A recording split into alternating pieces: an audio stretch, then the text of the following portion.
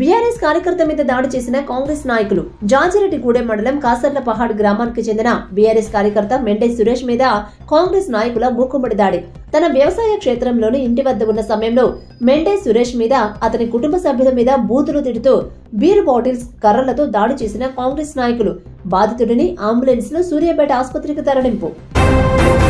ప్రజాపాలనలో అభయహస్తం అప్లికేషన్స్ అమ్ముకుంటున్న దళారులు. అభయహస్తం అప్లికేషన్ ఫామ్లను కొందరు దళారులు ప్రజల అవసరాలను దృష్టిలో ఉంచుకొని 50 నుంచి 100 రూపాయలకు అమ్ముతున్నారు. ప్రతి కౌంటర్ వద్ద ఇలా జరుగుతుంది. పట్టించుకునేవారు లేకపోవడంతో పేద ప్రజలు తప్పదని కొంటున్నారు. ప్రభుత్వం ఉచితంగా ఇస్తున్న అప్లికేషన్ ఫామ్లను కూడా కొందరు దళారులు, జిరాక్స్ సెంటర్ల దళారులు ప్రజల అవసరాలను దృష్టిలో పెట్టుకుని పెద్ద ఎత్తున అమ్మకాలు చేపట్టారు. అమిత్ షా సీరియస్. తెలంగాణ బీజేపీ నేతల కోల్డ్ వార్ పై అమిత్ షా సీరియస్. పార్టీకి వ్యతిరేకంగా మాట్లాడొద్దని నేతలకు వార్నింగ్. సిట్టింగ్ ఎంపీలు అదే స్థానాల నుండి పోటీ చేయాలి. ఎంపీ ఎన్నికల్లో కలిసి పనిచేయాలని పార్టీ నేతలకు సూచన. ప్రజాభవన్ వద్ద జరిగిన ప్రమాదంలో ప్రధాన నిందితుడిగా ఉన్న బోధన్ మాజీ ఎమ్మెల్యే బీఆర్ఎస్ నాయకుడు షకీల్ కుమారుడు రహేల్ దుబాయ్కి పారిపోయినట్టు పంజాగుట్ట పోలీసులు నిర్ధారించారు. శనివారం అర్ధరాత్రి ఘటన జరిగాక తొలుత ముంబైకి వెళ్లి సోమవారం అక్కడి నుండి దుబాయ్కి వెళ్లిపోయినట్టు దర్యాప్తులో గుర్తించామని తెలిపిన పంజాగుట్ట పోలీసులు. ఫ్రీ బస్ ఏడుస్తున్న కండక్టర్లు. తెలంగాణలో మహిళలకు ఆర్టీసీ ఫ్రీ బస్సు పథకంతో కండక్టర్లు కష్టాలు పడుతున్నారు. తాజాగా భద్రాచలం డిపోకు చెందిన బస్సులో పరిమితికి మించి ప్రయాణికులు ఎక్కారు.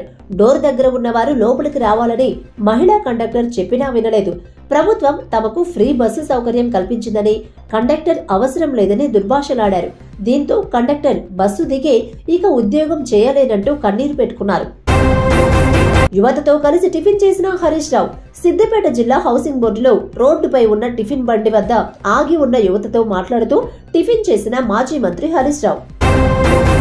ప్రభుత్వం మారడంతో హైదరాబాద్ లో జరగవలసిన ఫార్ములా ఈ రేస్ రద్దు.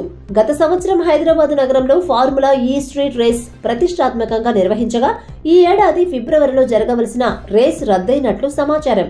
తెలంగాణలో బీఆర్ఎస్ ప్రభుత్వం మారి కాంగ్రెస్ రావడంతో రేస్ నిర్వహించడం కష్టమని నిర్వాహకులు తేల్చినట్లు సమాచారం. బస్సు డ్రైవర్ మీద దాడి చేసిన ఆటో డ్రైవర్లు. కొత్తగూడెం డిపో నుంచి ఖమ్మం బయలుదేరిన పల్లె వెలుగు బస్సు పట్టణంలోని పోస్టాఫీస్ కూడలికి చేరుకుంది.